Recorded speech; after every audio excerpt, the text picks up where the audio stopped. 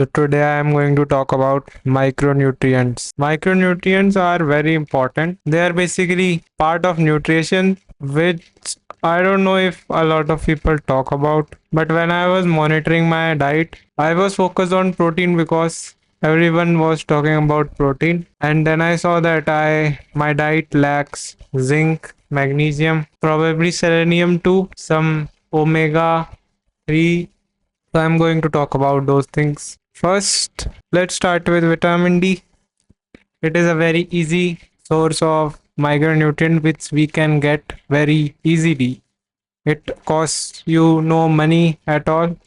Like we sit inside a lot, indoors a lot. We don't really hit direct sunlight on our body. So people get some supplements for vitamin D, or there are foods in which vitamin D is like fortified.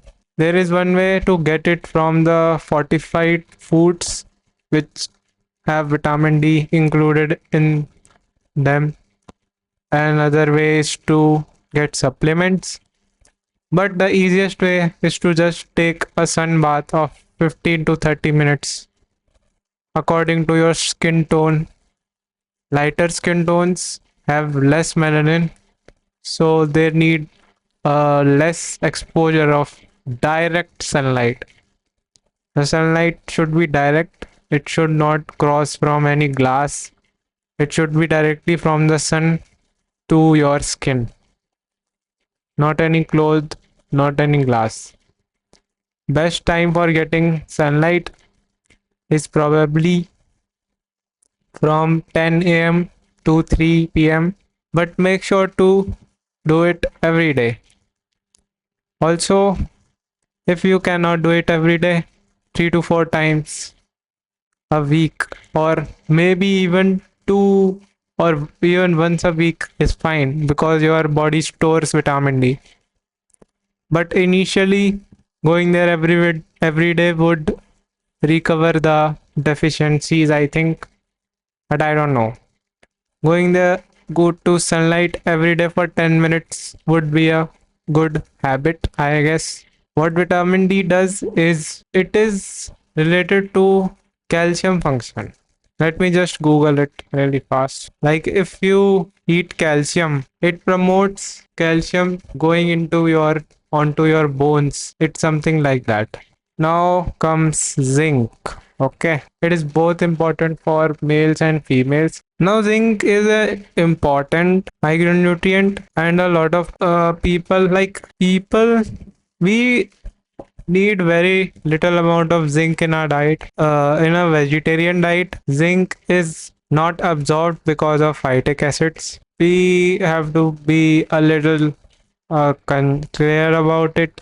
What I have researched from Google and internet sources, zinc is found in dairy, be it curd, milk, paneer, like cottage cheese. But the absorption of zinc also is also a thing. Eating zinc rich food alongside things like lentils, or basically foods that have phytic acid, that are high in phytic acid, inhibits the absorption of zinc as well as magnesium. So these micronutrients are basically components, the small wheels of a big system. Like zinc helps in recovery. If you are recovering from an injury, zinc is beneficial. Eating daily amount of zinc, even if it is very less, it should be a good habit to include zinc rich foods too. Same with magnesium. Like I used to feel really tight in my body, and a lot of muscles used to feel tight. I introduced magnesium rich foods in my diet, and I saw improvement in that. Magnesium basically helps in relaxation of muscles, to make sure muscles relax. People eat magnesium tablets to go to sleep, I don't know, but yeah, Magnesium helps you to relax. In the vegetarian diet, phytic acids can be a issue for magnesium. It is found in the diet, but if we drink lemonade with the phytic acid food, or just squeeze a lemon on top of the phytic acid rich food, but they also have magnesium, then the absorption of magnesium increases. Now I will tell you what are the sources I know. For zinc, like dairy, I know dairy is a good source. I also eat almonds and sources of zinc. Google, Google. I don't know about non-veg people, but yeah, I am vegetarian. Egg yolks are rich in zincs. Now, if you want to know the exact proportions of zinc, you can search in on Google and see how much you require and the amount you are eating, calculate it and see if you are covering your daily needs if you want to. About magnesium, I personally eat pumpkin seeds, watermelon seeds, like melon seeds. Yeah, these are my main sources of magnesium. Wait, I will also search a little more. Almonds and cashews are also good sources of magnesium. Even dark chocolate has magnesium. Our body daily needs around 400 to 420 milligrams. There are a lot of other sources you can search about them too. Now, some other things that I would like to share, which I also got to know while I was researching. So, there is something called choline, and it is like uh, something related to brain. It is found in eggs, and I don't know if there are other sources, but it is basically related to retention of memory. I don't know, but yeah, I got to know about this, and it is found at eggs. Okay. Then there is something called omega 3, which is found in walnuts. So I eat walnuts too every day. Now I eat them soaked because of the phytic acid present to remove the phytic acid to some extent. These were some micronutrients that I have came across which I know how to cover in my diet and I cover them regularly. There are some more. Wait, vitamin C. Vitamin C. It is basically in citrus fruits. Orange. Apple also has vitamin C. Lemon also has vitamin C. Then there are other micronutrients too. I will just list them. I still don't have a particular source to for them, but yeah, I will just list them. Vitamin C. Now other micronutrients I will just mention. One is called selenium, especially in places where selenium is not found in soils due to over overgrowing, like a lot of agriculture growing on one soil only. Selenium depletes from the soil. So when it is generally found inside the vegetables, but due to gradual use of the soil, it depletes gradually over time. So in some places it is not found as much. But there is something called Brazil nuts, and if you eat only one Brazil nut per day, it covers your selenium needs. I don't eat that, but yeah, I know about these micronutrients. Other ones are basically all the vitamins which you have A, B, B12, and D, E, K. Okay, then there comes something called ALA, which is found in fish and dark chocolate and probably walnuts too. I guess this was my knowledge about micronutrients, and I hope it basically opened a new gate for your nutrient way of looking at nutrients and like how does the body eat food and digest it and basically get it on your body. Like my aim was to tell you that protein, we talk a lot about other stuff such as protein, calories nowadays, but micronutrients are not talked as much.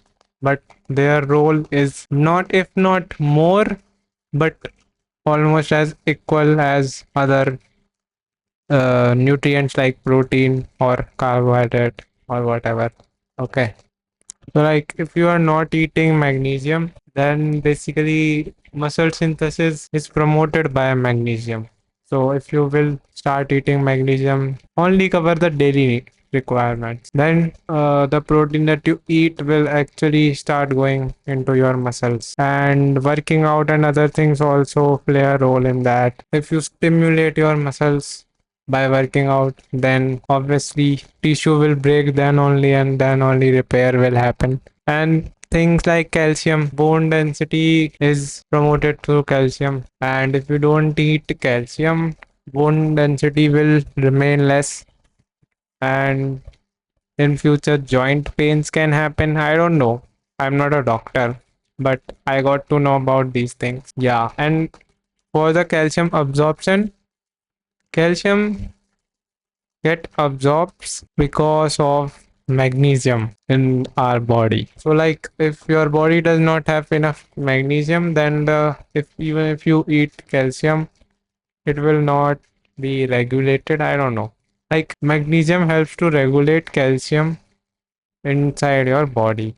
Like it helps the calcium to actually go into your bones or wherever your body needs the calcium. Also micronutrients, basically like having a whole diet which has micronutrients too will help with the nerve function.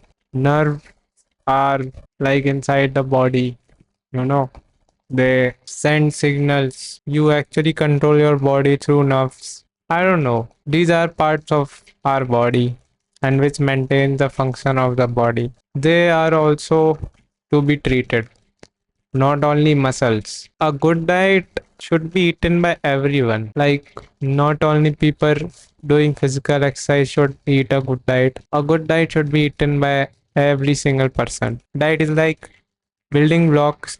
You must have studied this when you were in school.